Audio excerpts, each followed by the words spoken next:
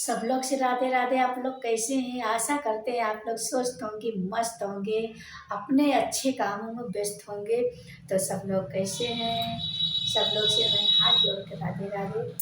तो आज हम वीडियो इस टॉपिक पर लेके आए हैं कि हमको किस किस जगह पे जाके तो वहाँ से आकर तो स्नान बहुत जरूरी करना रहता है, नहीं तो अशुभ होता है, शुभ नहीं होता और हमारे घर की लक्ष्मी आके चली जाती है। तो किस किस जगह पे हमको जाके स्नान करना ज़रूरी है, क्योंकि बहुत लोग जाते हैं और ऐसे चले आते हैं। तो ऐसे नहीं करना चाहिए, आपको स्नान ही करके आप घर में आए, बाहर पानी रख लें और ऐसे छिड़काव करके उसके बाद में तभी घर आए। तो पहला नियम क्या है? पहला नियम क्या है कि हमको जब हम जाएं, पहला नियम यह है कि अगर हम किसी कोई की मृत्यु हो गई हो तो कहीं कहीं तो बोलते हैं मिट्टी हो गई हो, कहीं कहीं बोलते हैं कि डेथ हो गई। जिसकी जहाँ की बोली भाषा है तो वो अपने हिसाब से ज़रूर बोलता है। तो हमारे यहाँ पे तो ज़्यादा बोलते हैं कि मिट्टी हो गई। तो क्या करना चाहिए? अगर आप मिट्टी में जाते हैं, आप मिट्टी में जाते हैं तो वहाँ से आके आपको पहले आप बाहर पानी रख लीजिए। उसके बाद में आप पानी का छिड़काव कर लीजिए हाथ पैर धुल के, तब घर के अंदर प्रवेश करिए। घर के अंदर आने के बाद आप अगर जाने से पहले आप कपड़ा निकाल के बाथरूम में रख दें, आपका जहाँ आप स्नान करते हो, क्योंकि अभी सब सब जगह व्यवस्था नहीं है कि हाँ बाथरूम ही हो।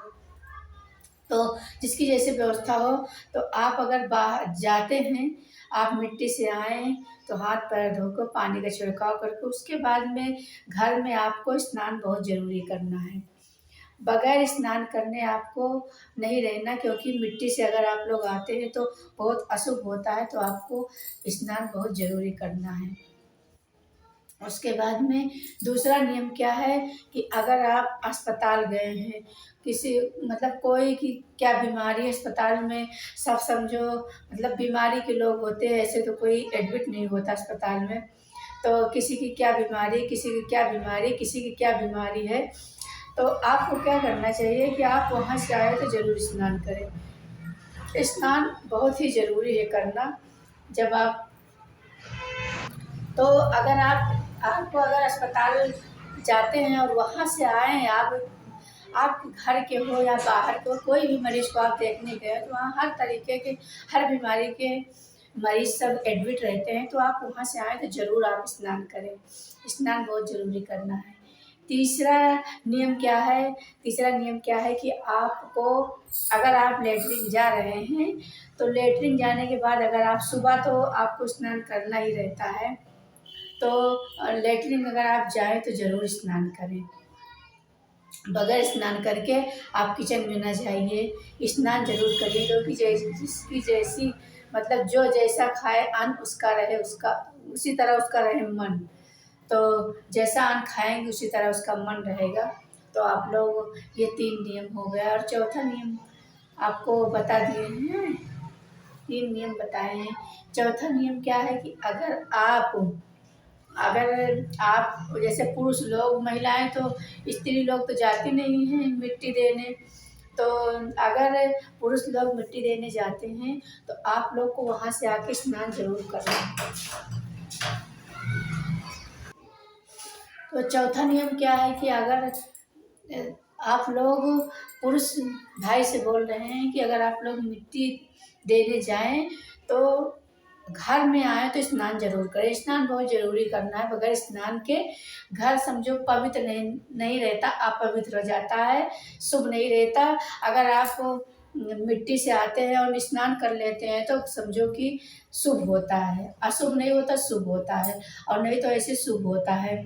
और स्नान करने का भी शुभ मुहूर्त जैसे बहुत ऐसी स्त्रियां हैं कि वो दोपहर में स्नान करेंगी, चूल्हा बर्तन कपड़ा सारा घर का काम झाड़ू हो जाए तब स्नान करेंगी। तो आपको इस तरह स्नान नहीं करना कि चलो सारा काम हो जाए, वही बासी, वही रात का एक दिन का पहले कपड़ा पहने वही किचन में घुस गई, वही तो ऐसे आपको नहीं करना। आपको सुबह उठ के सारा, हम आपको कई वीडियो डाले हैं, आप लोग वीडियो पे जाना और देखना।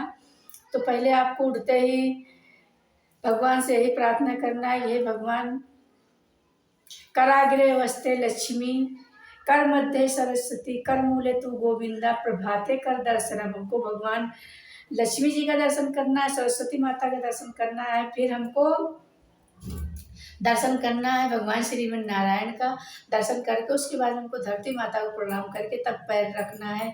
फिर हमको पूरे घर में झाड़ू लगाना है। झाड़ू लगाने के बाद फिर अपना स्नान स्नान करके आप अपना पूजा करिए, सूरज भगवान में जल चढ़ाइए और तुलसी माता को तो सारा कुछ आपको इस तरह स्नान करना, दोपहर में स्नान नहीं करना। कहते हैं कि हमारे बूढ़ बुजुर्ग कहते हैं कि जो सुबह स्नान करता है वो दूध से करता है, और जो जो दोपहर में स्नान करता है वो पानी से करता है, और जो शाम को स्नान करता है वो खून से करता है।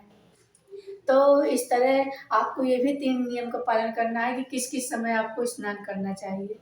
सुबह ब्रह्म मुहूर्त में, आप लोग को पता है ब्रह्म मुहूर्त में स्नान करने से कौन सा फल मिलता है। हमारे लक्ष्मी माता सदा सदा के लिए घर में प्रवेश करती है, और जिस घर में समझो जिस घर में महिलाएं देर तक सोती हैं, 7-8 बजे तक सोती है, उसके बाद दोपहर में नहाती, तो उस घर में लक्ष्मी माता कभी नहीं निवास करती, कभी भी लक्ष्मी माता नहीं निवास करती। तो आपको सारी महिलाओं को यही पालन करना है कि आप लोग ब्रह्म मुहूर्त में नहाएं।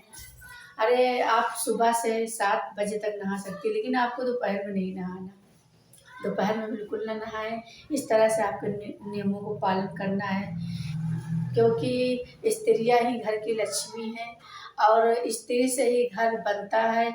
स्त्री अगर चाह जाए तो घर बिगड़ जाए, अगर स्त्री चाह जाए तो बन जाए। तो आप लोग सावधान रहिए और सावधानी से अपने सारे नियमों का पालन करिए। कैसे हमको स्नान करना है, कैसे हमको पूजा करना है, किस तरह से रहना है। देखो ठंड आ गई है तो बहुत लोग जिससे डरते हैं कि नहीं हमको नहाना नहीं, तो आप लोग ज़रूर नहाइए। नहा के अगर जहाँ तक हो सके, अगर आप स्वस्थ शरीर है, क्योंकि शरीर का स्वस्थ होना भी बहुत ज़रूरी है, इससे हमारे घर में बरकत होती है। अगर हम हमेशा बीमार रहेंगे तो हमारा जितना पैसा है वो बीमारी में जाएगा, तो किस तरह से हम आगे बढ़ेंगे, किस तरह से हमारे घर में बरकत होगी। तो अपने स्वास्थ्य का भी ध्यान रखना है। तो अगर आप समय का पालन करेंगे, आप समय से, जैसे आप सुबह आप 5 बजे स्नान कर लिए हैं, नहीं 6 बजे, 5 आप ठंडी में तो आप 7 बजे भी कर सकते हैं। 7 बजे जैसे स्नान करते तो रोज़ आप अगर 7 बजे स्नान करिए तो आपको कुछ नहीं होगा, आप हमेशा स्वस्थ रहेंगे। अगर आप नियम से स्नान करें, नियम से उठें तो आपको स्वस्थ रहेंगे, कुछ नहीं होगा। बगैर स्नान करे आपको किचन में कभी नहीं जाना, और खाना भी नहीं बनाना, यहाँ तक कि चाय ना बनाएं, नहीं तो घर में समझो बरकत नहीं होती। अगर आप बिना नहाए भोजन बनाते हैं तो वही आपके बच्चे खाते हैं तो उनकी भी बुद्धि बिगड़ती है। तो जैसा आपका अन्न रहेगा वैसा बुद्धि रहेगी। तो इसलिए आप लोग नहा के ही भोजन बनाइए, भोजन बना के भोग लगाइए, भोग लगा के तब भगवान जी को भोग लगाइए, उसके बाद में सब लोग ग्रहण करिए।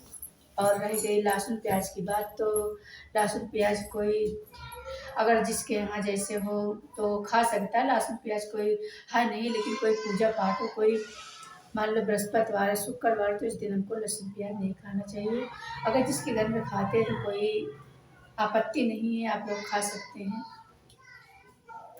तो आज हमारे नियमों पर का वीडियो है कि हमको नहा के हमको कहाँ जाना है, तो कैसे नहाना है, तो सारी वीडियो बता चुके, सारी बात आपको बता चुके हैं डिटेल से। आप लोग फुल वॉच करके सुनना। अगर मेरी वीडियो अच्छी लगे, आप लोग को मेरी वीडियो पसंद आए, तो आप लोग लाइक करें, सब्सक्राइब करें, और कमेंट में बताएं कि कमेंट में आप राधे राधे ज़रूर लिखें। राधे राधे लिखना ना भूलें, आप राधे राधे ज़रूर लिखें। अगर मेरी वीडियो पसंद आती तो आप लोग शेयर करिए, क्योंकि आप लाइक करिए, अगर एक लाइक करेंगे तो मेरा मनोबल बढ़ेगा। तो इसी तरह अच्छी अच्छी वीडियो, संस्कारी वीडियो लेके आते रहेंगे। फिर मिलते हैं किसी अच्छी वीडियो के साथ, तब तक के लिए राधे राधे।